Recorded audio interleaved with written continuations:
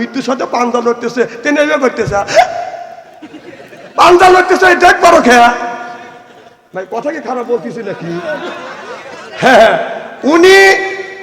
উনি দেশে ভালো দেশ একবারে নষ্ট করে ফেলছিল, খালি ভেজাল বাজা গেছে।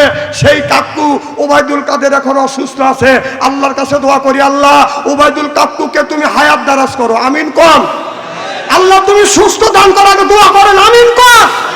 কারণ ওর যদি বিচার না করা হয়, ও যদি এই সময় মারা যায়, কিয়ামতের ময়দানে, হাসরের ময়দানে আল্লাহ যখন বলবে যে বাংলাদেশের হাজার হাজার মানুষ মারছে, মানুষকে জেলে ঢুকেছে, তখন ওবায়দুল কাদের বলবে যে হাজার হাজার মানুষ মারছে, তারা তো আমার নামে আমার বিচার করতে পারে নাই। এই কথা যেন হাসরের ময়দানে বলতে না পারে, এই জন্য আল্লাহর কাছে বলি, আল্লাহ ওকে সুস্থ রাখো, ও সুস্থ রাখো, ও বেঁচে থাক। বাংলাদেশের মানুষ ওর বিচার একদিন করবে করবে করবে, কথা কোন না কে? আর ওদের পরিবার বলছে সে অসুস্থ আছে, বাড়িতে চিকিৎসা দিচ্ছে দিল্লির। আমার কথা, দিল্লির চিকিৎসা দেওয়া লাগবে কে? সেটা সে বাংলাদেশে নিয়েছেন, বাংলাদেশের মানুষ ওর চিকিৎসা দেবে, আমরা ওর চিকিৎসা দেবো। যেখানে সুই ঢুকানো দরকার ওখানে ঢুকাবো, ওকে নিয়ে এসেন এখানে। না না, ইঞ্জেকশন না দিলে তো ভালো হবে না, কি কর? ওকে ইঞ্জেকশন কোন জায়গায় দেওয়া লাগবে, কোন রোগে দেওয়া লাগবে, এটা আমরা জানি। কারণ আমরা এই সম্পর্কে পড়াশোনা করছি। কারণ এই যে মা বোনদের পেটে বাচ্চা হয়, সিজার হয়, এই দোয়াও আমরা জানি। আপনার এই পৃথিবীর সর্বপ্রথম সার্জানিকাল ডাক্তার ছিল ইমাম তাহমুর রহমাতুল্লাহ আল্লাহর মা হযরত আবেদা খাতুন। জোরে কোন সুবহানাল্লাহ। ইমাম তাহমুর রহমাতুল্লাহ আল্লাহর মা ওই জমানার মধ্যে বড় একজন ডাক্তার ছিলেন। বাদান একটা মেয়ে বাদান নরমালি সিজার আপনার ডেলিভারি হয় না। এখন আপনার ডাক্তার নিয়ে বাদান পরামর্শ করলেন, এই মেয়েটাকে আপনার পেট না কাটা পর্যন্ত এই বাচ্চাটা বাদান বের করা যাবে না। আর যদি পেট যদি না কাটা যায়, মাকেও বাঁচানো যাবে না, বাচ্চাটাকেও বাঁচানো যাবে না। এবার আপনার প্রায় 50 জন ডাক্তার বাদান টিম বসলেন। ডাক্তাররা বাদান হরান হয়ে গেলেন, আমরা তো কোনোদিন সিজার করিয়া পেট কাটতে পারি নাই, কোন জায়গা কাটা লাগবে। হযরত ইমাম তাহমুর রহমাতুল্লাহ আল্লাহর মা হযরত আবেদা খাতুন কোরআন শরীফ হাতে নিয়ে লেখা আছে, আপনার কোরআন শরীফের মধ্যে লেখা রয়েছে, এমন একটা জায়গা আছে নবীর বাম পাশে 4 আঙ্গুল নিচে আপনার একটা জায়গা আছে, 2 আঙ্গুল নিচে বাদান জরার অবস্থায় আছে, ওই জায়গা বাদান আপনার ফেস দিলে বাদান বাচ্চা বের হবে। ওয়াহামালুহা ইনসান জরুয়া, আপনার নবীর বাম পাশে 2 আঙ্গুল নিচে বাদান এই জায়গা যদি ফেস দেওয়া যায়, আপনার 4টা পর্দা আছে, এই পর্দা কাটলে বাদান বাচ্চাটা বাদান বের হবে। এই পৃথিবীর সার্জারিক্যাল ডাক্তার হযরত আবেদা খাতুন ইমাম তাহমুর রহমাতুল্লাহ আলাইহির মা আপনার কোরআন শরীফের এই আয়াতটা আপনার তাফসীর করে দেখেছেন। ওয়াহামালুহা ইনসান জরুয়া, সিল্লাকাল্লাহু আকবার।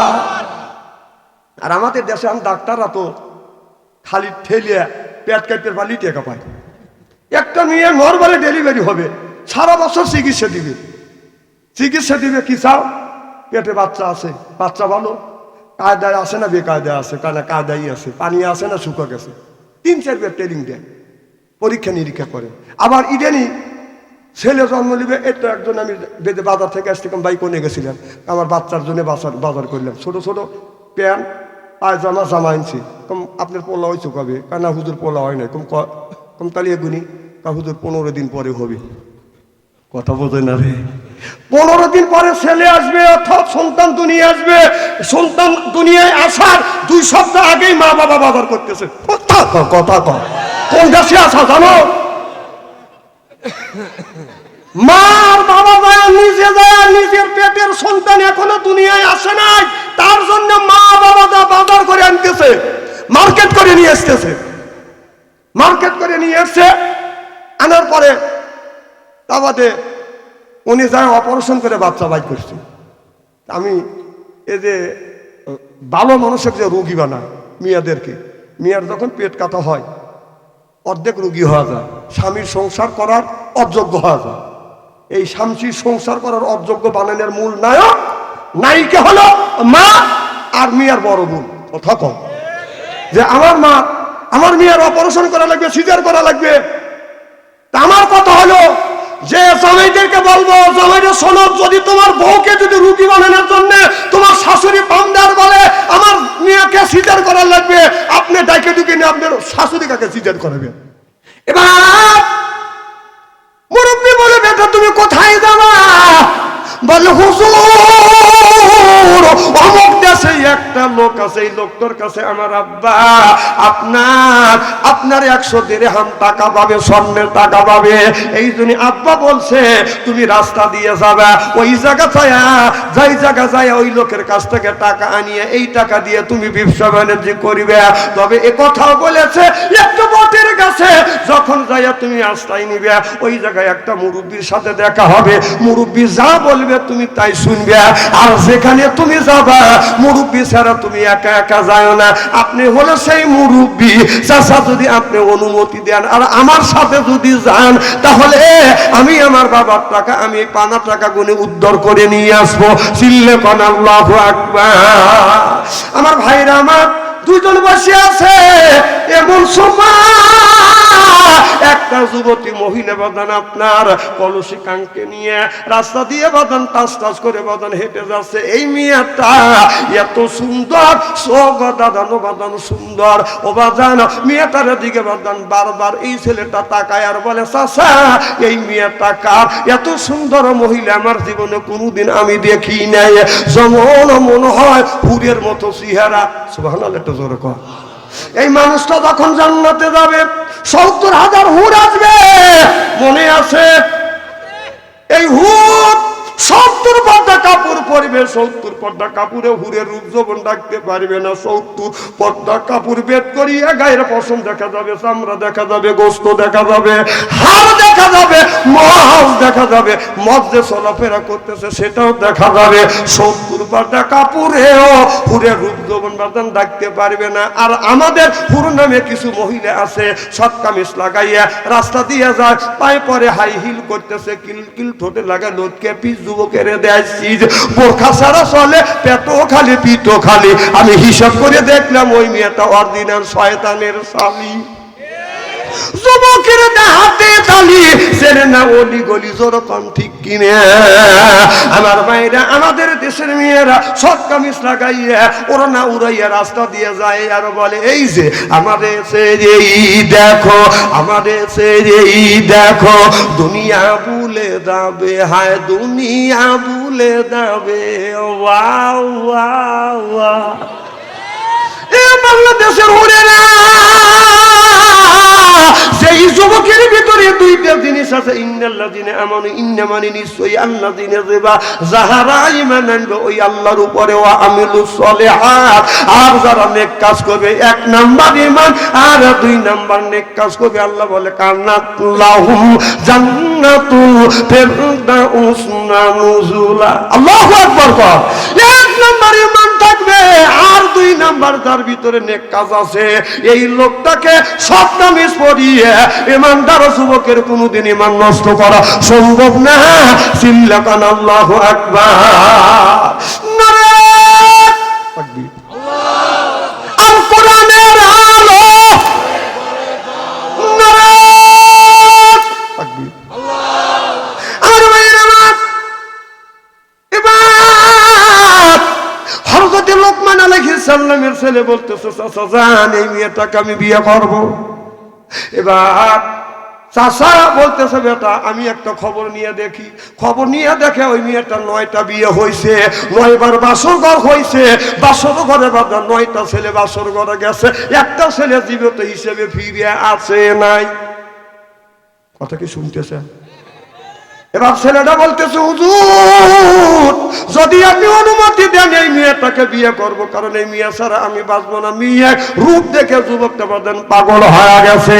এবার চাচা বারবার বুঝাচ্ছে, বাবা এই যে রাজার মেয়ে 1 বার না 2 বার নাই 9টা বিয়ে হয়েছে, স্বামী নিয়ে বাসর ঘরে গেছে, আপনার বাসর ঘরে গেছে, লাশ হয়ে বাদান বের হয়েছে, একটাও মানুষ বাঁচে নাই। বাবা তুমি সেই মেয়েটাকে বিয়ে করতে চাও?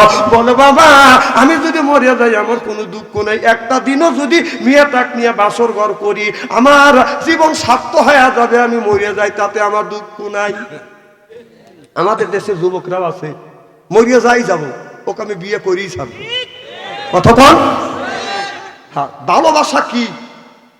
এত ভালোবাসা আমার ভাইরা আমার। এবার শাশা বললো ভাতিজা ঠিক আছে তুমি বিয়ে করো। এবার বাদান বিয়ে হয়ে গেল। বিয়ে যখন হয়ে গেল, বাসর ঘরে চলে গেল। সব মানুষ মনে মনে চিন্তা করতেছে কার ছেলে আইছে জীবন দেওয়ার জন্য। এবার ছেলেটা যখন বাসর ঘরে যাবে, এবার চাচা বলে বেটা তুমি যখন বাসর ঘরে যাবা, বিবি যখন ঘুমাইবে, বিবি যখন তোমাকে কাছে ডাকবে, তখন বলবে বিবি আমি একটু বাইরের থেকে আসি, আমি একটু পেশাব করব, আমি ইস্তেঞ্জায় যাব। তখন তো ইস্তেঞ্জা বাদান ঘরের মধ্যে ছিল না, টয়লেট ঘরে ছিল না, বাহিরে ছিল। এবার তুমি এই কথা যখন বলবে, তুমি বদনাই একটু পানি নিয়ে বাবা বদনাটা নিয়ে তুমি আমার কাছে দেখা করিবে।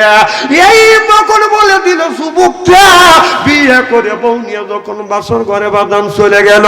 বাসর ঘরে যাইয়া কোনো ব্যক্তি বাদান 2 রাকাত নামাজ পড়িয়া স্ত্রীর 4টা অঙ্গ যদি চুমো দেয়, চুমো দিয়ে 2 রাকাত নফল নামাজ পড়িয়া আল্লাহর কাছে যদি মোনাজাত করে, আপনার স্বামী স্ত্রীর জীবনের শুরু থেকে বাসর ঘরে আগ পর্যন্ত সগীরা গুনাহ আল্লাহ মাফ করে দেয়। যেরকম সুবহানাল্লাহ। বাসর ঘরে যাইয়া যারা, যে যুবক তোমরা যারা বিয়ে করো নাই, এদিক তাকাও, বাসর ঘরে যা 4টে চুমো দেওয়া লাগবে।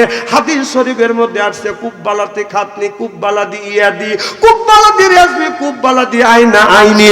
বাসর ঘরে যাইয়া স্ত্রীর 4টা অঙ্গে চুমো দিয়া 2 রাকাত নামাজ পড়িয়া যদি আল্লাহর কাছে যদি মোনাজাত করো, স্বামী স্ত্রীর জীবন শুরু থেকে বাসর ঘরে রাখ পর্যন্ত স্বামী স্ত্রী যত সগীরা গুনাহ করবে সব গুনাহ আল্লাহ মাফ করে দিবে। যেরকম সুবহানাল্লাহ। পুরা মানুষ সুবহানাল্লাহ কবে কি? এরা চিন্তা করে আমার তো বাসর ঘর কাজ হওয়া গেছে, এই কাম তো আমরা করি দেখে না, বলতেই পারো কি কর না না। আপনাদের আল্লাহ একটা সুযোগ দিচ্ছে, সুবহানাল্লাহ। যেরকম আপনাদের সুযোগ হলো ঈদুল আজহা আগের রাত্রিতে, আজকে রাত সকালবেলা ঈদ হবে। আজকে ঈশান নামাজ পর থেকে গরুর গলায় ছুরি দেওয়ার আগ পর্যন্ত স্বামী স্ত্রী আপনার বিবির 4টা অঙ্গে চুমো দিয়ে 2 রাকাত নফল নামাজ পড়িয়া আল্লাহর কাছে যদি দোয়া করেন, তাহলে স্বামী স্ত্রীর এই কোরবানির পর থেকে ওই কোরবানির গরুর গলায় ছুরি দেওয়ার আগ পর্যন্ত, অর্থাৎ 1 বছরের গুনাহ আল্লাহ মাফ করে দিবে। সেই চুমো কোন জায়গা দেওয়া লাগবে? কথা আমার কাছ থেকে শুনে দেওয়া লাগবে। কুব্বালা দি খাতনি, কুব্বালা দি ইয়াদি, কুব্বালা দি রেজমি, কুব্বালা দি আইনা আইনি। সুবহানাল্লাহ একটু জোরে কর। কিন্তু সেই চুমোটা আপনার বিবির অঙ্গের শরীরের মধ্যে কোন কোন জায়গা আছে, এটা ইমামদের আলেমদের কাছে শোনা লাগবে। আন্দাজে যা তা জায়গা চুমো দিলে চলবে না। হ্যাঁ, চুমো দেওয়ার জায়েজ আছে। তুমি যখন ওই উল্লাপাড়া শহরে যাবে, বিবিকে ডাক দিবে, বিবি আইসো, যেই আসবে জরা ধরে কপালে একটা চুমো দিবে, একটা ওমরা হজর সব আল্লাহ মোলামা লিখে দিবে। সুবহানাল্লাহ একটু জোরে কর। এই যে আমরা যখন আসি, যতই লোকজন থাক, একটা ট্রেনিং দেওয়া আছে, এরকম করে চোখ টিপ দেই, বিবি চলে আসে। আচ্ছা, কিয়ামতের ময়দানে আল্লাহ হাত যে কথা বলবে, এটা কি বিশ্বাস হয়? আল্লাহ বলেছে অতকাল্লিমুনা আইদিহিম, মুখের জবান বন্ধ হয়ে যাবে, হাত কথা বলবে, চোখ কথা বলবে, পা কথা বলবে। আমি এই ওয়াজটা করছি, একদিন একটা লোক বলতেছে হুজুর এইগুলো বলে মানুষের কত টাকা দেন আপনি? হাত কোনদিন কথা বলতে পারে? হ্যাঁ, আল্লাহ বলছে কিয়ামতের ময়দানে হাত কথা বলবে, পা কথা বলবে। হুজুর তাহলে বাস্তবে প্রমাণ দেখার। আমি প্রমাণ দেখাতে পারি, কারণ আমি প্রমাণ ছাড়া ওয়াজ করিনি। কারণ একটা লোকের যদি ডাক দেওয়া যায়, লোকটা যাচ্ছে, আপনি কথা বলবেন, হাত কিভাবে কথা বলে নগদ দেখা দেয়। ওই যে যাইতেছে লোকটা আপনি দাঁড়াবে কিনে, যখন বলবেন ভাই, তখন উনি আস্তে আস্তে আইতে আসবে। এখন যদি আইতে আসতে যদি কোন দৌড় বাড়াবো, তখন যদি বলেন, তখন উনি কোন দৌড় দিবে, কথা কয় না। তাহলে হাত কথা বললো। আর যদি কোন হুজুর চোখ কথা বলে কিভাবে? হ্যাঁ, চোখ কথা বলবে। এখন ওই মেয়েটার সাথে আমার কথা বলতেই হবে, এনে শত শত লোক রয়েছে, যদি কথা বলে মানুষ মাইন্ড করবে, তখন ওকে নেওয়া লাগবে ওই তালতলা, তখন এখান থেকে ফাইন করে চোখ টিপ দেবো। কেউ বুঝবে না, ওই বুঝবে। কথা কর। ঠিক একটা সময় তালতলাটা খারাপ হবে। কথা কেন বাস্তব বলতেছি নাকি? তা আমাদের একটা ট্রেনিং আছে, বউকে যখন চোখ টিপ দেয়, ও চলে আসে, জরা ধরে কপালে একটা চুমো দিয়ে চলে আসে। অর্থাৎ ও আপনার ওমরা হজর সব। জান্নাতি ঠিকানা ইসলামিক চ্যানেল, বেলকুচি, সিরাজগঞ্জ। আপনার প্রিয় বক্তার মহাগ্রন্থ আল কুরআনের আলোচনা শুনুন।